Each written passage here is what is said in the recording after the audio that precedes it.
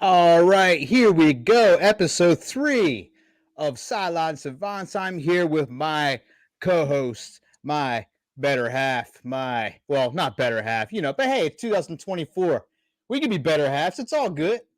It's all No good. hate here. No hate here, baby. Jason, New York. How are you doing? Fantastic. Wayne, how you doing today? I am doing very well. Jason, I understand you had quite a week. I had a pretty good week here. I got the Giants victory tie on right now. So, my New York Football Giants showing up on Sunday, which is fantastic. And had some pretty good victories in fantasy football this week, which was awesome. Jason sure did, and Jason actually beat yours truly, the Commish, and a very. It was not even close. He absolutely crushed me. And Jason, for beating me, I wanted to give you a little something I made for you. I hope you appreciate it. I'm gonna show it right here. What you got? What you got? We got Jason on top of the man, Vanilla Vic himself, Daniel Jones, both getting the victory this week. Love to see it. Love to Daniel see it. Jones, baby. Daniel Jones showed up this weekend. I wish my legs we, looked that good. I tell you, we got this out of the way, and I want to show a few things. First, I'll show the matchup between Jason and myself. As you can see, it wasn't even close. Uh, No. Jason put that. Jason put that hurt on me. Yeah. I have out of 6 games this week, out of 6 fantasy leagues, I only won 2.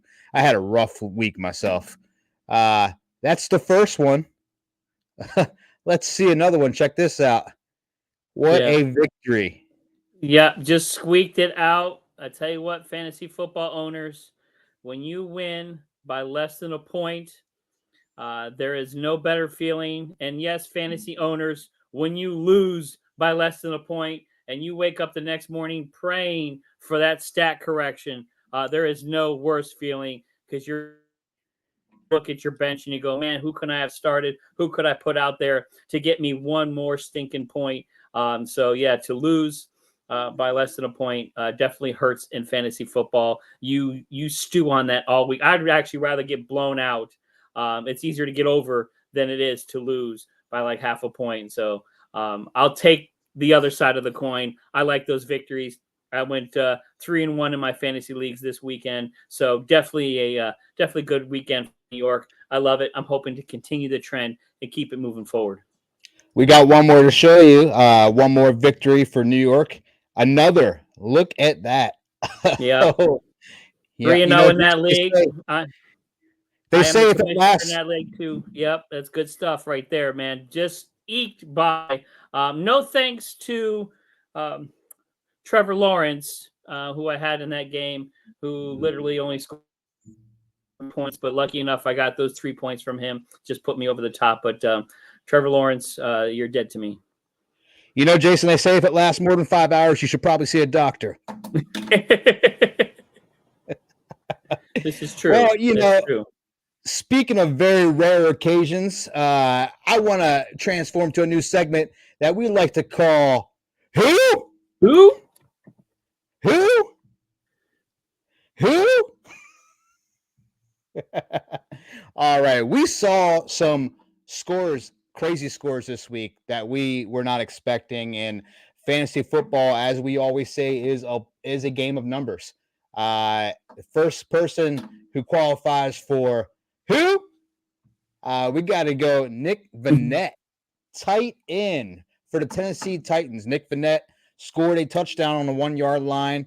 It does not sound like much, but to put it into context, he got more fantasy points than Travis Kelce, Mark Andrews, and Dalton Schultz. I'm not saying go sign Nick Vanette off the waivers after this, but for this fun little segment and talking about points, if you just happen to pick and play Nick Vanette as a sleeper because you were desperate, you walked away with 8 points in your tight end position, which is pretty scarce right now in fantasy football. Jason, who you got? My big who for the weekend was Who? Cavante Turpin. Who? Cavante Turpin wide receivers for the Dallas Cowboys. Scored a touchdown, a little over 14 points. Fantastic performance because he outscored CeeDee Lamb. CeeDee Lamb, Wow. 10 points. CeeDee Lamb signed that big contract, this offseason. Having a little trouble and a little dysfunction in Dallas right now. Let's see. I know there was some little mingling going on the sideline there between him and Dak. So we'll see what happens. But my Devontae Turpin, got you some points. If you started this kid, you got more points than CeeDee Lamb. I can tell you a lot more people started Turpin over Nick Vannett, that's for sure. Turpin, unfortunately, was on my bench, but he is a guy that they talked about during their offseason. He had a heck of a training camp, and they were real high on him last year. For Turpin, is somebody that you do want to pick up on the waiver wires. Just keep your eyes open for him because right now, again, with things going on in Dallas the way they are, this kid may come out of nowhere and be that second option for Dak Prescott. But, Commissioner, you have been walking around like a proud peacock for the last 2 weeks with all your fantasy prognostications coming true. It's time to put you on the hot seat. And I got a little something I'm going to do right here as it's my turn to throw a little segment out here. And so I've got 5 burning questions I'm going to ask you that fantasy owners want to know. So I'm putting you on the hot seat right now. I'm going to rattle off 5 questions for you. And I want you to convince me with these questions. First one, which wide receiver do you have fantasy relevant for the rest of the season moving forward? Juwan Jennings, Deontay Johnson, Calvin Austin, or Trey Tucker? Give me Deontay Johnson. As long as they keep man, I'm tell you what, I am drawing a blank. I'm just going to say the Red Rocket because it's fun to say. Andy Dalton. As long as Andy Dalton stays on that team as quarterback and provides that team with a little bit more experience and professionalism, Deontay Johnson has what it takes and is a number 1 wide receiver going forward. Okay, I'll agree with that. Let's see. I'll let you slide on that one. The seat's getting a little bit hotter here. All right. A lot of fantasy owners are already thinking in the next year because they might be 0-3. Their team might not be doing so well, get hurt a little bit. Next year, which rookie wide receiver from this year will you have as your first wide receiver pick? Roma Dunez, Nabers, or Marvin Harrison Jr.? This is a no-brainer for me, and I think a lot of people are thinking Marvin Harrison Jr. Because of the talent.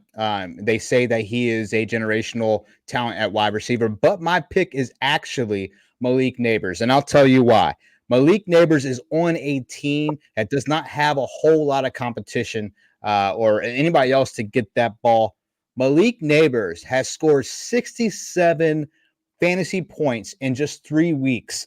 That's over 20 points a game. He is already a good contender for a first-round draft pick for next year.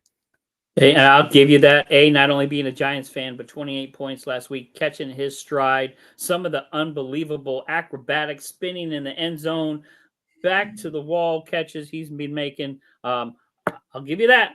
We're not done yet.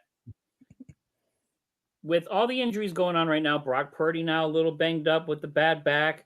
The quarterback position's getting a little bit tighter, a little bit thinner. I'm going to give you 2 names, 2 rookie quarterbacks right now. If you had to pick one to start for the rest of the season on your team, Bo Nix, who scored 19 points this weekend, looked pretty good with the wheels, kind of getting his legs underneath of him, looked a little bit better. Or Caleb Williams, even though he lost 24 points, he had a pretty decent outing. He's showing him in Rome can connect, had a little connection with Cole Kmet this weekend too. So which one are you taking to start on your team? Give me Bo Nix 100%. I think that kid has a lot of talent. He does have some wheels on him. He has a better head coach. And I just think, man, when I watch him play, I want more. He's fun to watch. Caleb Williams, a little green behind the ears. He's finally starting to make some things happen. But I like Bo Nix long term. No, I'm signing a little more Caleb Williams. I think Caleb Williams has a few more options, a few more weapons. But I do like Bo Nix. Bo Nix has some legs. He's got some wheels. He showed that this weekend. So not bad, not bad at all. All right, you're not done yet. Seat's still hot. If you had to pick a handcuff running back right now to throw on your team to ride for the rest of the year, if you got injuries, if you're looking for points, Alex Madison, Bucky Irvin, Braylon Allen, or Zach Charbonnet? Who are you taking for the rest of the year as that handcuff? I too like a little bit of fine wine with my cheese, and Charbonnet has proven himself to be a very good running back. We knew that when he was drafted. A lot of us have been waiting for him to have his opportunity, and I think it's going to be hard for the Seattle Seahawks to give Walker, when he comes back from injury, that full timeshare again, because Charbonnet is showing that he's a stud. And he was one of my sleeper picks. I definitely agree with that. I do like some Charbonnet, although watch out for Bucky Irvin down in Tampa. He's doing a little something down there. So watch out for him. I do like that. And one more question. You're not getting off that easy. You're handling yourself pretty good right now. So let's see what happens. And I hate asking this question, but right now, the tight end position is probably one of the worst in fantasy football right now, probably one of the most volatile. Some of the biggest names that are out there are just not doing anything. Which tight end will fade into fantasy obscurity and sit on the bench for the rest of his career? Mark Andrews, David Njoku, Travis Kelce, or Dalton Schultz? You just had to do this to me, didn't you, Jason? I did. I told you. Hot seat, baby. Let's go. Who you got? Who's fading away? Mark Andrews has seen the end of his fantasy reign. John Harbaugh has already stated that they are going at a game plan decision for their tight ends. Mark Andrews only played 33% of the snaps against Dallas Cowboys. We know the Baltimore Ravens are a run-first offense with Mark Henry. I'm sorry. Mark Henry. With the king. The king. Derrick Henry. Yep, Derrick Henry. Yeah, with the king, Derrick Henry. I was thinking strong men. With the king, Derrick Henry, Lamar Jackson doing their thing. Not to mention, he's got a young guy biting at his ankles to get that tight end starting job with Isaiah Likely. But I will say this about Travis Kelce. Travis Kelce is not in football shape right now. Travis Kelce has spent the entire offseason enjoying his new life, enjoying the fun, traveling and doing everything with the most famous person in the world. And I certainly don't blame Travis Kelce for it. I would be hanging out with Taylor Swift if Taylor Swift wanted to hang out with me. And I do not blame Taylor Swift because I am a Swiftie. She is a star and she's a heck of a good person. There will be no Taylor Swift slander on this podcast. However, it's clear to see that Travis Kelce is not in football shape. I think he will get back in football shape as the year progresses, but it's a slow start. But your question was for the rest of his career. For the rest of his career, Dunzo. And yeah, it's Mark Andrews. Thank you, Mark, for everything you've done. As a Ravens fan, I'll always love and respect you, but the writing's on the wall. The Ravens are not prioritizing the tight end position. I can kind of agree with you a little bit on that, although I am a little concerned with Travis Kelce. Yes, not being in football shape. Yes, I love the commercials, hanging out with your brother on the podcast. I think it's awesome. You know, there is life after football. But he's already said he's only got a few more years left in him. So he's already showing his expiration date. That expiration date may come up a little bit sooner if he doesn't get back into shape. So we'll see what happens. But thank you, Commish.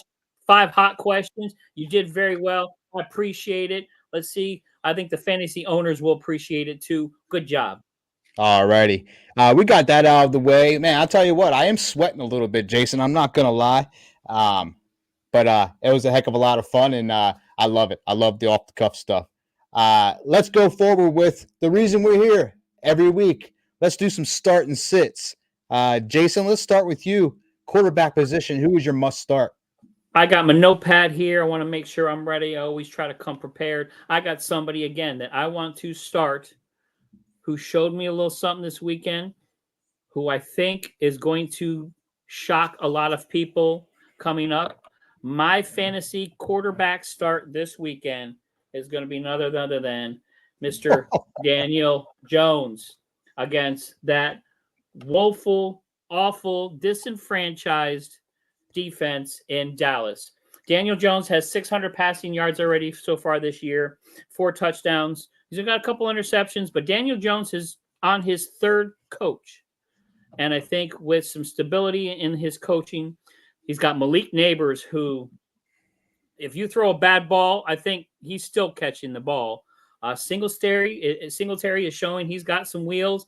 We get a good run game there. So I think if that offensive line holds Daniel Jones up, watch out. I think he goes and plays against Dallas this weekend and shows why he was a top pick and why Daniel Jones deserves a second chance. So my start, Daniel Jones. My sit this weekend just did not impress me. David Carr, or Derek Carr, excuse me. I'm thinking his brother.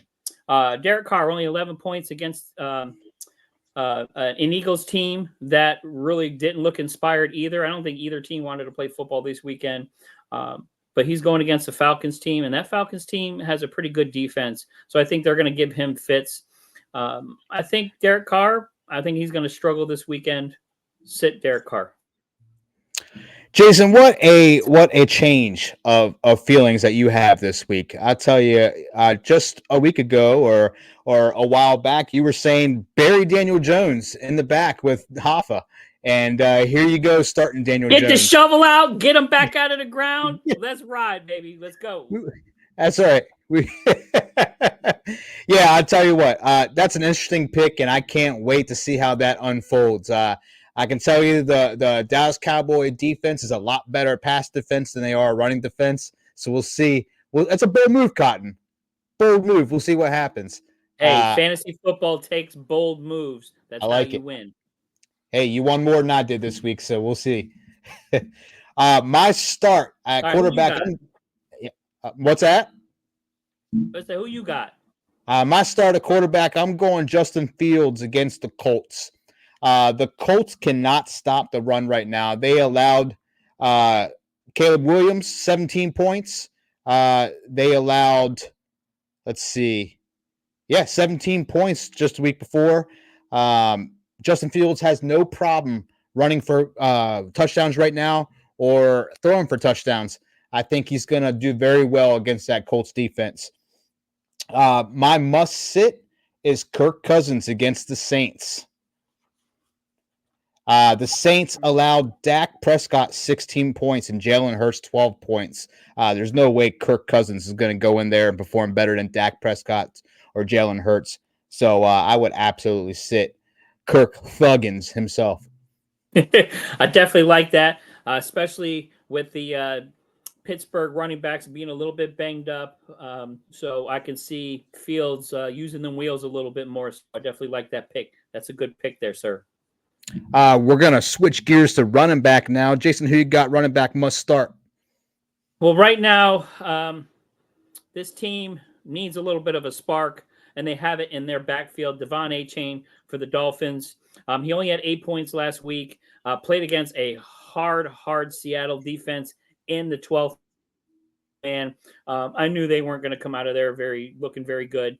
But they're going against a Tennessee defense that is just essentially an Olay defense. So I can see Devon Achane righting the ship and getting a 20, 30-point bang out. Because, again, the Dolphins at quarterback right now are hurting really bad. Do not be surprised at some point in time this year to see the Miami Dolphins and go out, especially with Andy Dalton doing what he's doing in Carolina. Don't be surprised to see the Dolphins go out and try to find themselves their own red rocket or somebody to take that. But Devon Achane, start him. He's going to crush Tennessee. I'm sitting Rachaad White for the Buccaneers. Only 8.5 points last week. Again, watch out for Bucky Irvin. He is a young stud, catches the ball out of the backfield really, really well. He is going to be something special to watch there in Tampa. So I think he's going to eat up a lot of Rashad White's points. So I'm sitting Rashad White against the Eagles. I just don't see him doing much. I think that's a very solid move, especially with the emergence of Bucky Irvin. I'll tell you, my start for this week is your own guy, Devin Singletary. He is going up against a terrible Dallas Cowboys running defense. Let's talk about that running defense. The Cowboys have allowed 84 rushing attempts for 464 yards and 7 touchdowns. That's I mean, we have to take note as fantasy owners and see that matchup as gold if we have that running back going against the Dallas Cowboy running defense. So fire him up. Devin Singletary all the way. My sit is going to be Josh Jacobs. We're talking again about rushing defenses that are performing very well in the NFL right now. The Vikings rushing defense is tied with second place with the Steelers. The Ravens rushing defense is number 1. Go Ravens. But listen, that Minnesota Vikings team is for real. Josh Jacobs saw another guy come in and steal part of his job this week with Wilson. I just do not see Josh Jacobs doing very much against this Vikings defense. I could agree. That's solid, man. I could definitely agree with that here. But I seem to remember this past weekend somebody picking the Cowboys over the Ravens. And then the King ran ruckshot over the Dallas Cowboys. And I think they're going to see a coaching change at some point in time. Do not be surprised at some point in time, Dallas, to see McCarthy out and maybe a Bill Belichick sprinkled in there. So you heard it here first on Sideline Savants. We like to throw that kind of stuff out there. So, all right, let's go. Let's see what you got next. We'll see that. We got wide receiver next. Jason, I'm going to go ahead and go with my picks for wide receiver, if you don't mind. My start for wide receiver, we're going Nico Collins against the Jaguars. Josh Allen was 30 for 23 with 263 yards and 4 touchdowns against the Jaguars. Tua, 37 for 23, 338 yards against the Jaguars.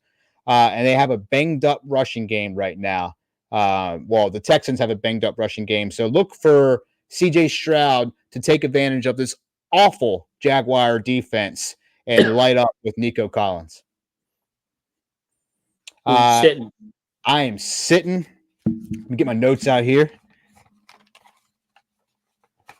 I am sitting every single Dolphins wide receiver you can name until the Dolphins figure out their quarterback situation. Skylar Thompson's not the answer. Whoever came in when Thompson went out is not the answer. You cannot play the Miami Dolphins wide receivers right now. I'm talking Tyreek Hill. I'm talking Jalen Wallen. I'm talking the tight ends. Every single one of them. Sit. Do not play Dolphins wide receivers. I can see that. And that's when you talk about fantasy football right now, fantasy owners, if you own Hill or Waddle, this is a perfect time to do a nice little trade with somebody in your league. Get the value out of them that you can because, right now that Dolphins wide receiver core is suspect. I'm going a little bit old school right now. I was glad to see my boy DeAndre Hopkins, have a fantastic game this weekend. Excuse me, a little over 19 points. Will Levis, when he's not doing his absolutely insane passes, whatever heck he does, when he gets D-Hop the ball, D-Hop can still catch. D-Hop can still make plays. I'm starting D-Hop against the Finns. The Dolphins, again, not much of an offense. Their defense is going to be hurting because that defense is going to be tired by the second quarter. So I'm starting D-Hop. I think you're going to see more big boom plays from him. I'm sitting Garrett Wilson. Again, I know, I know he got a touchdown this weekend. He had 14 points on that Thursday night game, but they're playing the Broncos. And I know you Love that Broncos secondary. I think you slurp them every other day and twice on Sunday. So I think the New York Jets are going to have trouble. I know it's at home. I know it's in New York, but I see that Denver Broncos defense giving Aaron some fits there in New York. So I'm sitting Garrett Wilson. I just don't see him doing much. I think this is going to be a 100-pound game with the two-headed monster from the New York Jets. Yeah, I think Aaron Rodgers is going to come up with some ways to make it happen. However, I agree with Patrick Surtain covering Wilson. There's not much room. Wilson's going to be on Surtain Island, as we like to call it. And yeah, I agree with that pick 100%. Shut down. Let's go tight end, Jason. Who you got? Must start tight end. Well, again, right now the tight end position, ultra thin. I'm talking like angel hair pasta thin with my pasta sauce here. I'm gonna have to go with the hot hand right now, Dallas Goedert for the Eagles. You got to realize that you don't know what's going on with Devontae Smith. If he's hurt, got the concussion, he's gonna be in concussion protocol. Is AJ Brown going to be back in the swing of things? So no, they're going to run the football with Saquon Barkley, and they're going to do some passes to Goddard. They're going to hit the hot hand on that tight end. He had 27 points this weekend. Look for him to have another big weekend. They got no wide receivers right now in Philadelphia, so Hurts has to throw the ball to somebody. He's going to get those points. If I had to sit somebody, again, Travis Kelce, where are you?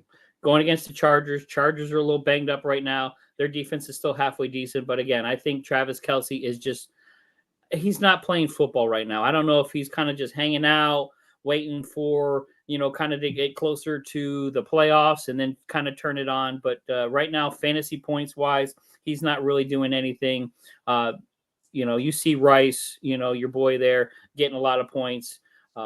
I wouldn't trust Travis Kelce right now. I'm sorry to say that. It breaks my heart. You talk about a first round pick in most fantasy leagues who is doing absolutely nothing this year. Jason, there's a lot of bad blood amongst Travis Kelce owners, and I would say they probably should shake it off. Anyways, let's get to our sleeper pick. Who do you have? I didn't hear who you had. Oh, that's right. I'm sorry. I didn't hear who you had. Now it's me falling into a deep sleep this week. Sleeping. We can't sleep on this show. We got to keep it rolling. Yep. All right. So I'm going Jake Ferguson against the Giants. Again, we've been talking about we talk about Dallas's defense in this matchup. Well, the Giants aren't that much better, especially when they're covering tight ends this year. And Jake Ferguson came back, had 11 targets in Baltimore. He's back from injury, and he's ready to get hot again. Jake Ferguson could be a winner this week. Well, you went with Travis Kelce. I got to go Mark Andrews. He is an absolute sit. He was non-existent. 33% of the snaps he played last week.